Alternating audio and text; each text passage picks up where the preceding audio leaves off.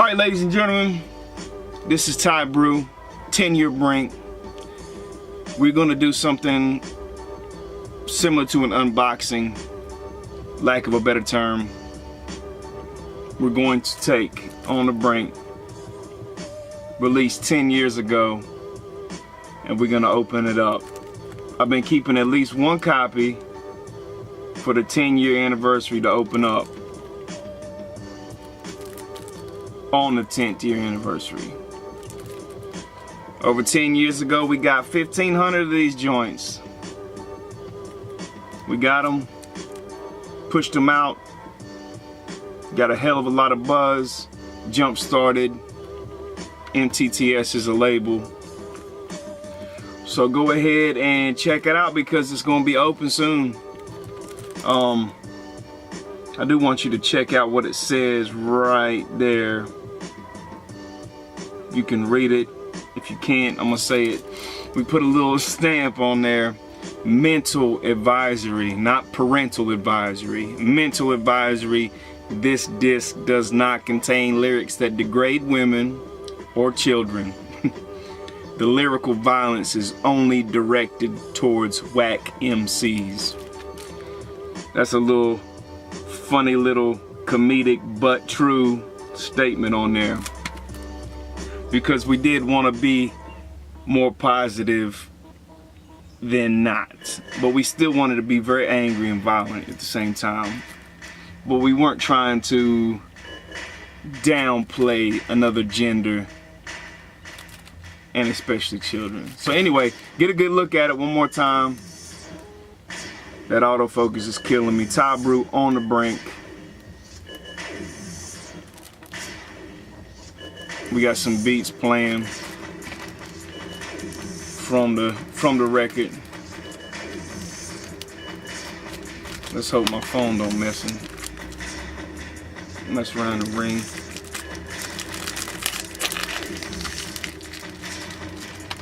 I wish I could do this like my man Ian Cox, old Paradise Medusa Beats.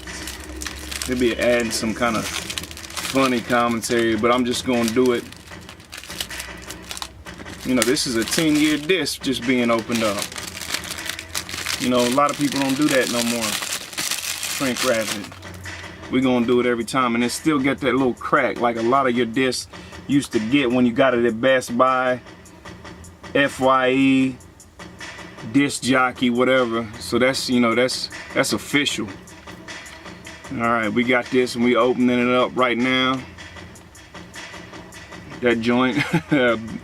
Down in Memorial Park, as you see, Asheboro, North Carolina, Memorial Park. That was March 10th, 2007. That was the last little photo shoot we did for the record, for the album. You know, you got the CD. I gotta make sure we get it straight. And that's when the first day I recorded down at Iconoclast Studio. Pretty sure Blaze Belushi or Matt Irie, maybe even Creep took that photo. But that was the first day that I recorded at, it might have been Ruger. It could have been Ruger because it was the first day I recorded was with Ruger. So scratch all that. That was taken by Ruger. And you take the disc out. Not a scratch on there. But you're going to take a little trip down my childhood about me writing. You know, you got me up there writing, trying to play the piano. I never picked that up. More writing, listening to some headset. Got me and my cousin Christian writing over here in a tent writing. I think I got the headset on again here. Yeah, the headset on here, and then the headset on over here too. So yeah, that was in the inside. Then we had these little logos down through here. Soulful Productions, which was what Ty Ryder Westerford West Wonder was. We tried to start that production company, and it's on and off. And that was our first Mightier Than the Sword logo. The last one, support local hip hop. The one below that says I love TY. And that's where we started back in 2004. We had made coasters and pins, like coasters and pins and matchbooks to give to the club owners, because it looked like I love NY and it was I love TY. Little pun on that. Mightier Than the Sword literature, or no, Mightier Than the Sword entertainment, which we quickly scrapped and just kept it Mightier Than the Sword records, and then added photography and literature later. Then the Virginia Tech ribbon memorial. There's a story behind that. One of the tours that we were going on landed us up in Virginia Tech, and we had done a little radio segment with one of the guys up there at Virginia Tech. And not too long, I think it was a week or 2 weeks after that, then the unfortunate events happened. Actually the guy from the radio station ended up passing away, and then we went back up there with Grand Imperial later on, and that was right around the time I was writing On The Brink and recording and performing some of these songs, and that just meant a lot for some of the DJ up at Virginia Tech to extend that hand to us, and then unfortunately be part of that massacre. And then underneath that, Iconoclast Crew, Iconoclast Studios. Then we got below that a Buckle Up symbol, which was one of the first singles from the album, Buckle Up, that symbol. Below that, Grand Imperial Entertainment, which was, like I said, if you listened to the podcast yesterday, was the team that I was running with for a little bit. Almost released the album with them, but ended up just using their promotional services and a few of their beats. And then the old Ty Bru logo, which we've never really gotten anything different or better since then. But that's what we had in the spine here, so I'm gonna put that back. And the original logo for MTTS was right there. Then we're gonna go to the back, like I've been showing back and forth to you. I'm gonna go into heavy detail with what's going on with this artwork from Marcus Kaiser, because like I said, we had sat down and talked into many different discussions on what I was trying to get out and what I was trying to make this visual, the visual piece of art to resemble what's inside in my life, because this really is a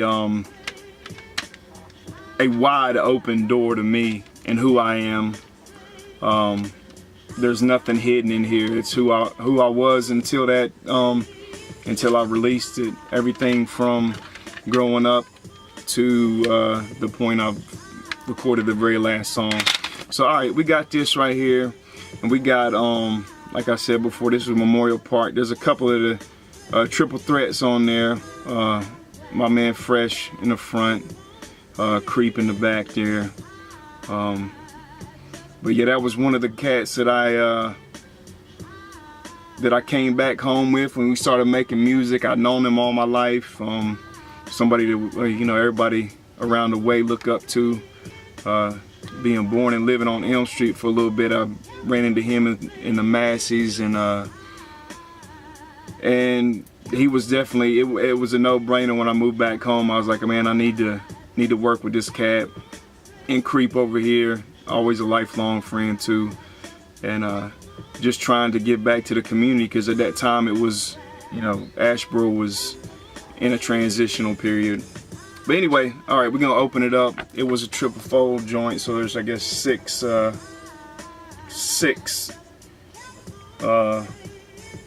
visuals, six panels. I'm trying to search for that word. Anyway, so this is one panel. It's all the thank yous. Me with my pops, me with my mother. Then on the inside, me with my homeboy B from college, good college friend of mine. Then of course me and Westerfer. At the time he went by Ty Ryder. But without him, this then my whole career wouldn't have started, honestly. You know, people say that loosely about people, but if it wasn't for him and all the work we put in college and the friendship we've kept on, no matter if we see each other, you know, once a year or whatever, you know, the love is there, the loyalty's there, trust is there. There would be no Ty Bru without that man and what he's done. The foundation of all of my production stemmed from him, and if it was up to me, the whole On The Brink would have been nothing but his beats. But when I started On The Brink, I was working with Grand Imperial Entertainment, and they suggested to go with other routes to try to make it more complete, and I ended up doing that. That's one of the things I wish I could go back and just go ahead and say all the production on The Brink I wish would have been with Ty, but it wouldn't have been the product that it was. And I do appreciate everybody that put into the pool of beats to make this such an incredible project. So anyway, that's just me speaking. And the last panel, of course, is my best friends right there. Pretty much throughout my teenage years, I've known these cats all my life, but we really started blossoming as friends right after middle school. I'd say about middle school all up through high school, through college. Big Mike and Creep Derek just went to Big Mike's wedding couple months back, and that was my graduation day at Appalachian State, and just a beautiful day, beautiful moment with beautiful people. I had to put it in there because, like I said, this represents me. This is me. This is heart, soul, you know, mind, pretty much everything into this record, and I had to put symbols and visualizations of what means the world to me. And then one of me and Ruger's first shows in Greensboro together, not sure where that was at, but I know we was doing The Machine probably, or one of the Brown Bag songs, early Brown Bag songs. So like I said, that was pretty much the last piece to push me into a professional career, is to link up with Ruger, because he sent me to JJ. And with those cats, I've accomplished every goal and dream that I could ever imagine with music with their help. So that was it. That is the complete unboxing, unwrapping of my On The Brink CD, my On The Brink album. Like I said, I am going to explain in detail artwork provided by Marcus Kaiser. I'm even going to bring out the notes, probably scan those out, because this will be and has been the most thought out album that I've done.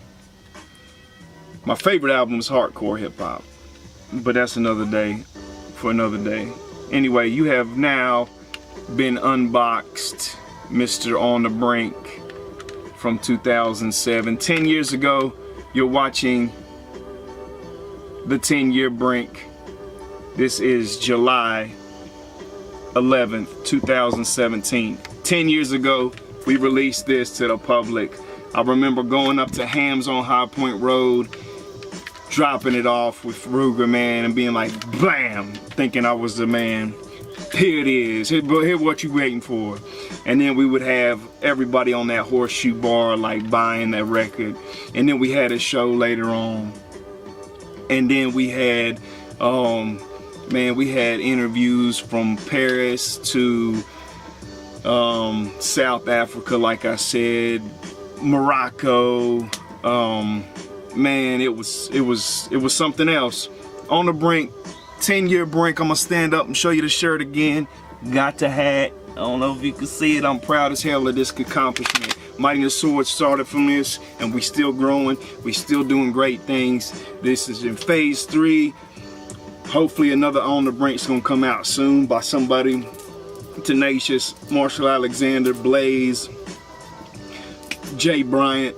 Somebody's gonna come out with another On The Brink, and it's gonna excel us to the next level even more. I appreciate you watching. Stay tuned for all kinds of stories behind this. Get to know me better, get to know my company better, get to know my roster artists better. 10-year Brink. Thank you.